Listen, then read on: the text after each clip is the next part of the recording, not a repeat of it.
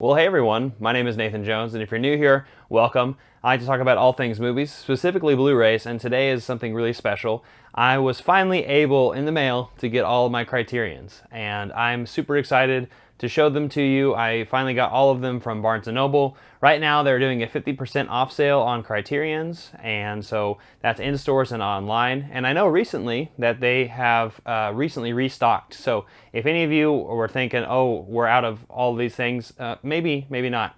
So go ahead and go to Barnes & Noble. Also, Amazon is doing a lot of different 50% off sales. They're trying to price match, but I mean, I think Barnes & Noble's just a better company, just in general. But I mean, that's neither here nor there. If you get Criterions, if it's a better deal for you, go ahead and get those there, because I think the Bruce Lee box set right behind me might be a better deal on Amazon, but who knows? But I just wanted to showcase some of the films that I picked up. I got quite a bit. I got a lot.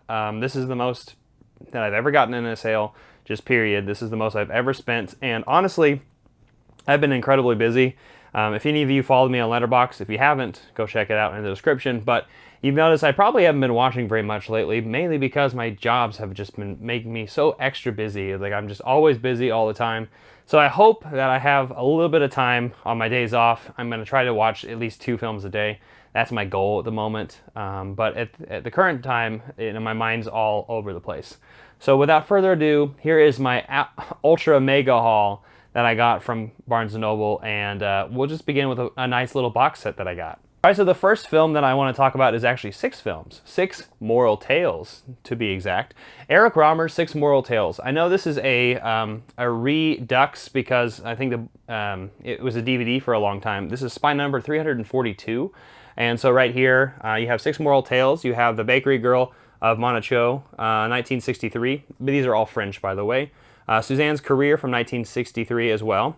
We have My Night at Maud's in 1969. We have La Collection des Sous. I'm probably going to mispronounce some French. From 1967, Claire's Knee from 1970, and Love in the Afternoon from 1972.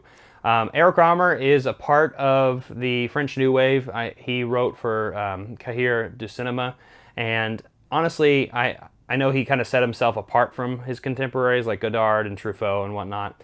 But I'm just super excited to check out this stuff because I'm honestly still kind of new to French New Wave in a way, and I would like to see his take and his films that really kind of highlight the things that he wants to talk about. And these 6 Moral Tales, I've heard, is just an excellent collection of films, and I know many of you have seen this work before, and I've heard a lot of good things about it, especially about Claire's Knee. So I'm excited to check this out. It comes in this really cool box set. The cool thing about this set is it comes with a book, and so actually years before he turned to filmmaking, he wrote this, 6 Moral Tales, and in a book form. So it's stripped down and incisive. These stories anticipate the literary quality of cinematic works that they would ultimately become. Both a primer for Rohmer's brilliant career and a series of perceptive character studies in their own right.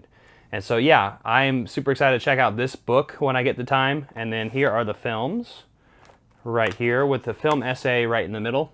Super excited to check out that and read that. That's quite a bit of reading here. And then there are the 6 films. And then there's a little bit of plot synopsis on each of them, which is really cool. And then you have the 3 Blu-rays right there, probably with 2 each films. And so, yeah, a lot of really cool things involved with this release, and I'm just excited to have this one. This is the only real big box set that I got. Oh, wait a minute, I did get one more. I'll wait till the end of the video and you'll see what I'm talking about. You probably have already seen the thumbnail of the video and probably already know what it is, but here we're going to continue with some more Criterions. All right, so the next film I want to talk about is a big one. It's one that I have seen, and I've seen it multiple times. This is actually the film that got me into this director because I didn't like his work for the longest time. I'm talking about Wes Anderson, and this right here is Grand Budapest Hotel from 2014. This is spine number 1025. I love this film, and Ralph Fiennes is one of my favorite actors just of all time, and just having him as the main is just hilarious. As you are probably aware, Wes Anderson has a million characters in it. You know, Bill Murray, Adrian Brody, Owen Wilson, just to name a few people in this film. There's just quite a Willem Dafoe. I'm just going to keep going here. F. Murray Abraham, Adrian Brody, I already said it, Saoirse Ronan, Jude Law, Harvey Keitel, Jeff Goldblum, Matteo Almerac, Tilda Swinton. So many people. And this is a really cool release, and it's a really, really pretty one as well. Obviously, the hotel itself, everyone knows that Wes Anderson has really lovely kind of set design, and he's very symmetrical and a little bit particular about a lot of those things, which it irks some people, but not me. There's this booklet it comes with right here. I'm sure it's got some really great stuff involved, and this looks like a poster, which looks amazing. I actually have not unfolded this yet, so let's take a look at this one. Oh man, oh, this is really cool. This actually kind of matches the shirt I'm wearing, so good timing there. You can probably see a glare there. Here's the hotel itself. I just knocked it over. My bad. All right. And then on the other side of the hotel is the inside of the hotel with all of the guests and people trying to figure out what's going on in the story. So it's a great film. It's a great release. It's the one, like I said, that got me back into Wes Anderson. I have seen a few things in the past by him, but I just never really caught my eye until this one. And I'm just really happy to own this film and the Criterion edition of it, because I'm sure it has a bunch of extra stuff with it. And so I'm really happy to own this one. All right, so let's move on from Grand Budapest Hotel to another film that recently came out. Another film that came out recently is a film from 1985, and it's a really big one, and a lot of people have already talked about this, and it's not something I can really add to too much because I haven't seen the film yet, but I've seen it on so many top 100 lists of all time, and I've been waiting for a Blu-ray release of this for the longest time, and I'm talking about Come and See. And yeah, you can just tell based on the cover of this is going to be a really harrowing type of film that is going to probably make you emotional. And yeah, it's a war film. It's kind of set in a concentration camp, if I am correct. And the dehumanizing horrors of war. Nazi forces encroach on a small village in Belarus, and so that follows this character, and I believe from like the beginning to the end. And so I'm looking forward to this film, but also going to have to mentally prepare to go into it myself. And so yeah, Come and See. It's one that's been on everybody's list, and I hope you are able to check it out too. Tell me down in the description down below what you thought of this one, because I'm curious to know. So another recent release that I picked up is Spine Number 1027, and this came out in 1963. It's a classic film with Steve McQueen, and it's actually one of the Steve McQueen films that I haven't seen. I've actually watched Bullet, and I am blanking right now on that film. I'm just going to continue with talking about The Great Escape. I've heard really great things about this movie. I know that it is one of the best kinds of prison escape movies there is, like a heist movie, if you will. And yeah, it's definitely on a lot of people's lists is one of their favorite films of all time. I know quite a few people in the community really like this movie. So I'm excited to check this one out too. And it's 172 minutes, so it's a little bit on the long side, but I heard that it kind of just goes by and it paces itself pretty well. And so I'm excited to check this one out. I'd like to check this one out with The Man Who Escaped, the Bresson film. I think that would be a really good double feature. And yeah, but Great Escape is probably going to be a good time, a great time, if you will. All right, this next one is the most recent release. I think that it came out yesterday when I'm recording this. Oh wait, it came out Friday. I don't know when I'm recording this. It's Monday. Today's Monday. My timeline is so messed up. But this came out Friday, and I'm super excited to talk about it. I haven't watched it yet, but I've really enjoyed every piece of work that this director's done. In fact, I'm going to talk about his work 3 times in this video. So I'm just going to get it all out of the way. Talking about Abbas Karastami, this is Taste of Cherry. And as you can see right here, it's got a really gorgeous cover, and I'm just super enamored by his work. I've really enjoyed the Cobra trilogy and Close Up quite a bit, and I'm super fascinated by his work in the Iranian New Wave, and he's got a super fascinating look on kind of a documentary and kind of style mixed with realism. And it's just that neorealism that mixes with documentary, and you don't know what's real, what's fiction, and I enjoyed that quite a bit.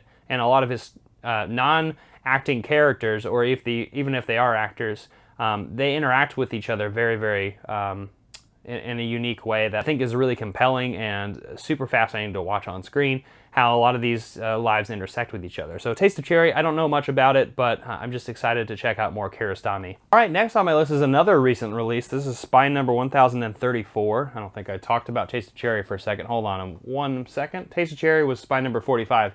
It was a re-release of a Blu-ray version of this film. So now back to the film that I'm talking about right now, Spine Number 1034. This came out last year, and many have said that this is the film that probably should have won over Parasite, which is quite a big statement because Parasite was such a great film. And honestly, I can't wait for that Criterion release as well. I love that cover, and yeah, you can fight me down in the comment section down below. I don't really care about that, but that film that I'm talking about is another international film from France, Portrait of a Lady on Fire. Now, this is a film that everybody and their mom has talked about but me, because I haven't seen it yet, and honestly because 2020 has been such a nutty year, I've just been waiting for this to come out on Criterion because I knew it was going to eventually come out on this format, and so I feel like this is the premier way to watch this movie. And yeah, I'm just super excited about it. I've heard such excellent things, and I've heard such high praise from a lot of my friends in the community, and that I'm looking forward to this very much. This is definitely going to be, out of like a lot of the movies that I'm talking about today, definitely in my queue earlier than a lot of the other ones. So I'm certainly going to watch this film very shortly, and tell me down in the comment section down below what you think of Portrait of a Lady on Fire. I'm excited to hear your thoughts. All right, now we're going to start going on some films that maybe aren't in any particular order. This is actually an early spine number that I got right here. I was actually taking off some plastic right there. This is spine number 7, so it's definitely one of the earlier ones. This is a film from 1958. It is by Roy Ward Baker, who I've seen a lot of his Hammer horror films, and I really liked his stuff. And that's actually the reason I picked this up. Besides the fact that I have had a friend who, he watched this film, he picked it up and bought it in front of me, and I was like, oh, that looks interesting, I'll eventually get to it someday. And he told me to check it out, and that was a year ago. And so I'm talking about A Night to Remember. So this is obviously about, if you can see the cover, it's about the Titanic sinking. And so Roy Ward Baker is one of my favorite Hammer horror directors, and so I'm excited to check out more of his work, especially when it comes to maybe something like this, which may be a little bit more dramatic in a sense. And so, yeah, Night to Remember, it's one of the early spine numbers, and I've heard really good things about it, especially from my friends. So can't wait to check that one out as well. All right, so the next film is a film that actually, the cover is the reason I bought it. So I'm actually a big vinyl collector as well, and the cool thing about vinyl, especially if you're an older collector or somebody who has been collecting vinyl, you know that like a picture says a lot of things. Obviously, it doesn't really reflect on what the music's going to sound like, but at the end of the day, a really good art piece really could compel somebody to buy something, and this is that for me. I picked up Local Hero. So this is spine number 994. It's relatively recent. It came out in 1983. It's directed and written by Bill Forsyth. I believe it's a Scottish director, and produced by David Putnam. And I really love that cover. It's like an English or a UK telephone booth, and then all this small kind of pier town, and this guy just looking up to the sky and seeing these comets.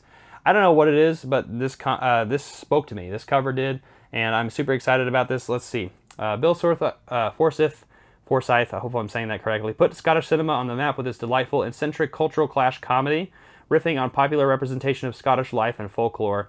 Local Hero follows a Texas oil executive, played by Peter Reitgert, who is dispatched by his crackpot boss, Burt Lancaster. Okay, I know who this is, to a remote seaside village in Scotland with orders to buy out the town and develop a region of an oil refinery. Put as business mixes with pleasure, Mac finds himself enchanted by both the picturesque community and the oddball citizens, and Texas starts to feel awfully far away. I won't read the rest of it, but yeah, this sold me, and I'm excited about it, and I like more comedies. In fact, I wish I could see more comedies in the collection myself, and so yeah, Local Hero. Certainly willing to check this one out very, very soon, hopefully. We're going to move on to one of the most beloved TV characters of all time, at least the actor who plays him. I'm talking about Andy Griffith. I'm talking about A Face in the Crowd. And this is one of the few films that he was in. This is directed by the legendary Eli Kazan, who's made a lot of amazing works. And I've heard a lot of really good things about this. This is spine number 970. And it's a film that I've heard is kind of in the vein of maybe Ace in the Hole, or you see something like Sunset Boulevard, where it's like kind of the degradation of somebody in this particular business, and kind of just really eats at them, and they become a little bit eccentric. I could be wrong, but that's just the vibe that I've gotten from this. I've heard a lot of good things from the community. I've heard a lot of people talk about it, and it certainly was on my radar for the longest time, and I meant to get it probably back in March when there was kind of a little mini sale from Criterion, but I just didn't pick it up, and so now is the time. So I got a face in the crowd, and so tell me down in the comment section, but down below, if I was correct in my assumptions of what the film was. But I'm super excited to check it out, and I'm excited to see Andy Griffith kind of just play a serious role. So I'm just excited for that. All right, next we're going to my second Karastami work, and it's actually the last film that he did, unfortunately, because unfortunately he passed away back in 2017. I could be wrong on that, but this is when this film was completed. He could have, I know his son helped finish the completion of this film, and I'm talking about 24 Frames. And this film right here came out in 2017. This is spy number 956, and I know that Karastami really loved photography, and he combined his love of filmmaking and photography and put this film together. And his son kind of finished it for him, so what would prove to be his final film, the Abbas Kiarostami gave himself a challenge to create a dialogue between his work as a filmmaker and his work as a photographer, bridging those two art forms in which he had dedicated his life, setting out to reconstruct the moments immediately before and after a photograph is taken. See, I'm already interested in this regardless. Kiarostami selected 24 still images, most of them stark landscapes inhabited only by foraging birds and other wildlife, and digitally animated each one into its own subtly evolving 4.5-minute vignettes. Creating a series of poignant studies in movement, perception, and time is also sustained meditation on the process of image making. 24 Frames is as graceful and egalic farewell from one of the giants of world cinema. So based on all the things that I have seen from Kiarostami's work, this is right up my alley. And if this is anything like maybe akin to Kurosawa's Dreams, then this is something that I'm certainly going to enjoy. Maybe a little bit more of a personal touch of himself in the filmmaking or the process of photography with him. Obviously, Dreams is a very different film, I'm sure, but that's kind of the sense that I'm getting from this. And so I'm super excited to check out this movie, and I want to hear your thoughts down below if you've seen 24 Frames, if I'm anywhere near that. All right, so the next film that I'm going to be talking about is one of maybe the more mainstream comedies that exists in the collection. It's a film from 1999. It's spy number 904. I'm talking about Alexander Payne's Election, starring Matthew Broderick and Reese Witherspoon. I'm excited about this one. I remember seeing that DVD cover of Reese Witherspoon going, and then Matthew Broderick's character being in the mouth, and I also have seen this cover over the last few years, and it's always been something that I've wanted to get. But I haven't really seen much of Alexander Payne's work. I've only seen Sideways, and I have The Descendants on the shelf, but I haven't seen it yet. But I'm excited about this one. I've heard really good things about that. So I'm going to check out Election. Tell me down in the comment section down below if it's really funny or not. So this next film that we're going to talk about is one that unfortunately I don't have too much information on. I've seen it for so long on my shopping cart that I had to get it eventually. And I know a lot about the director, obviously. It's Francis Ford Coppola, so you can probably guess what this is. I'm talking about Rumblefish. This is back in 1983, I apologize. And spy number 869. Got Matt Dillon on the cover right here.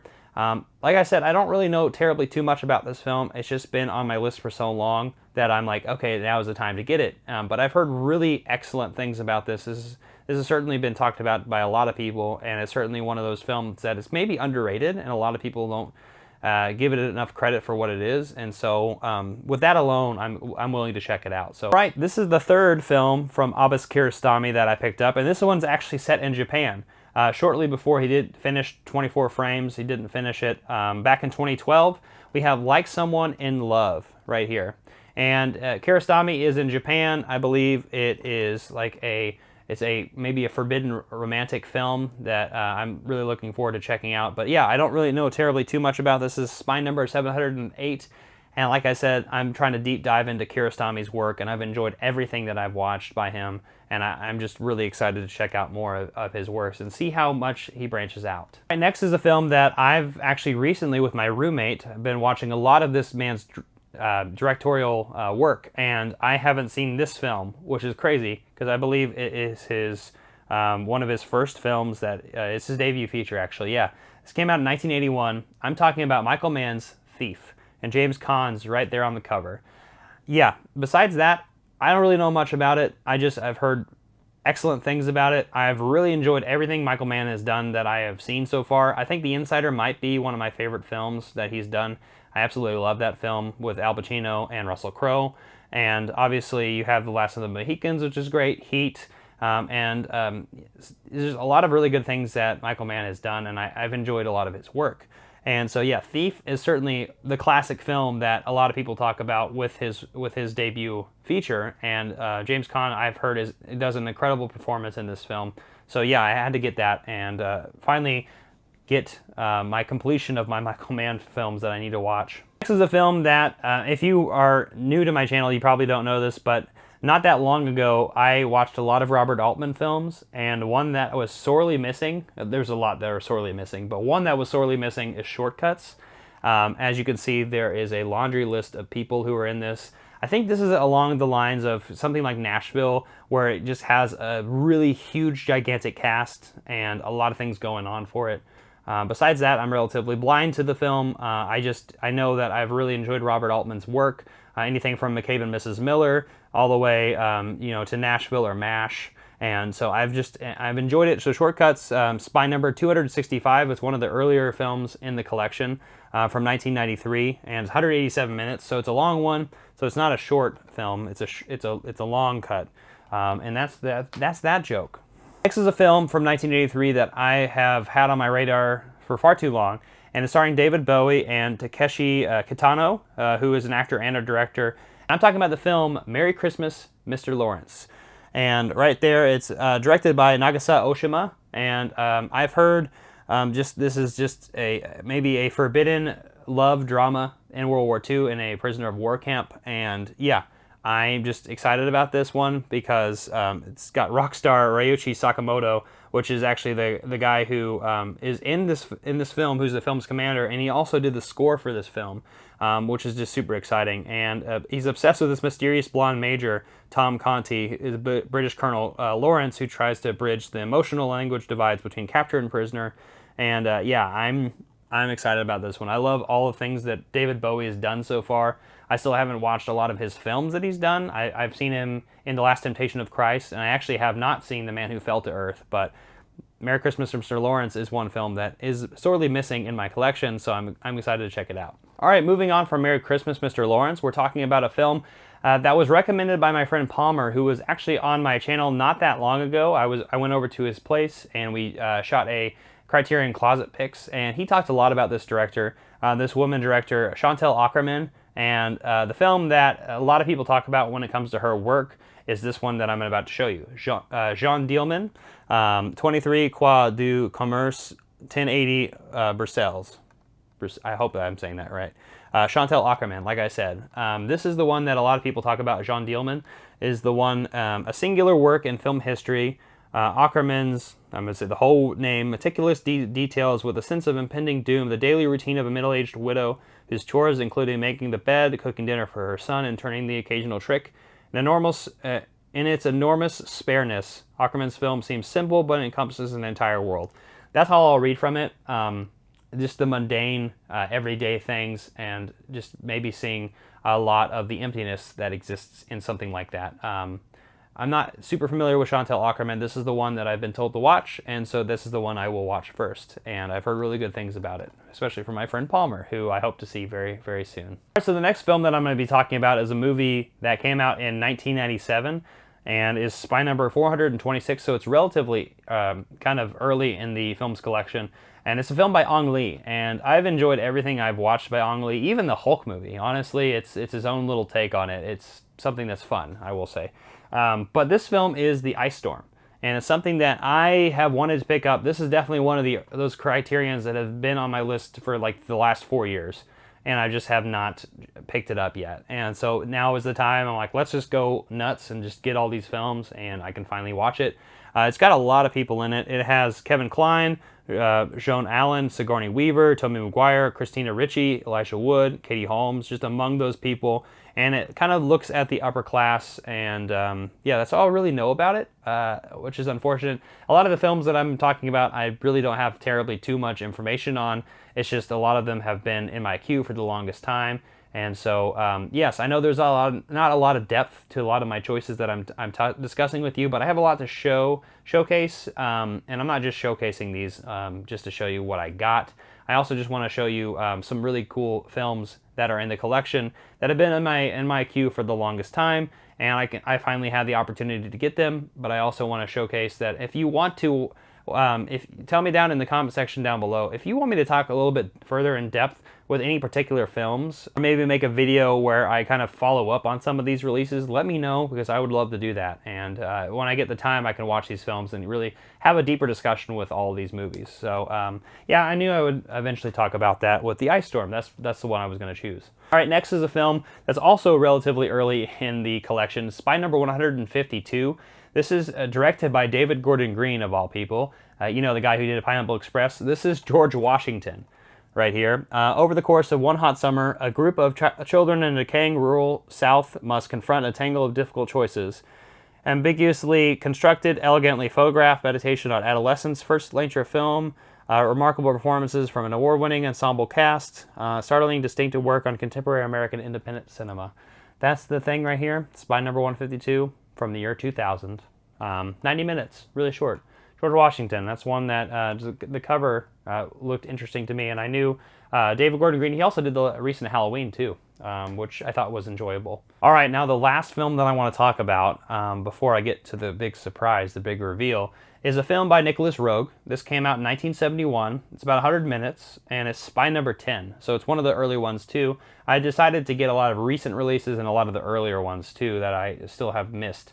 And this movie is a film that I've always seen the cover to this one. It's just intrigued me. It's a lot like Local Hero. The cover is what entranced me into the movie. And that is Walkabout by Nicholas Roeg. And yeah, just there's a burning car in a desert and a man just standing on top of it with a spear, and then there's the moon in the background. It looks beautiful. A young sister and a brother are abandoned in a harsh Australian outback and must learn to cope in the natural world. Unusual comforts in this hypnotic masterpiece. Along the way, they meet a young Aborigine, which is probably right here, on his walkabout, a rite of passage in which adolescent boys are initiated into manhood by journeying to the wilderness alone. And so, yeah, that's really just compelling enough for me. A lot of premises really sell me, but a lot of covers also really sell me, so I'm excited about that. Yeah, those are all my single releases that I picked up, and now it's time for the big one. The big thing that I've been, I just like, you know what? I've been really into sports lately, so we're going to do this. We're going to buy it. This is the sale that we're going to get it. We're going to get the 100 years of Olympic films. I got this. Like I said, you're probably seeing it backwards. Oh my God. This set is just massive. Okay, so when we open this up, something I've noticed, which is really cool, I'll just briefly talk about some of these films. So these are all in like little slip covers. So Mexico City in 1968, right here. Yeah, so each of these are film documentaries. Let me read this to you real quick.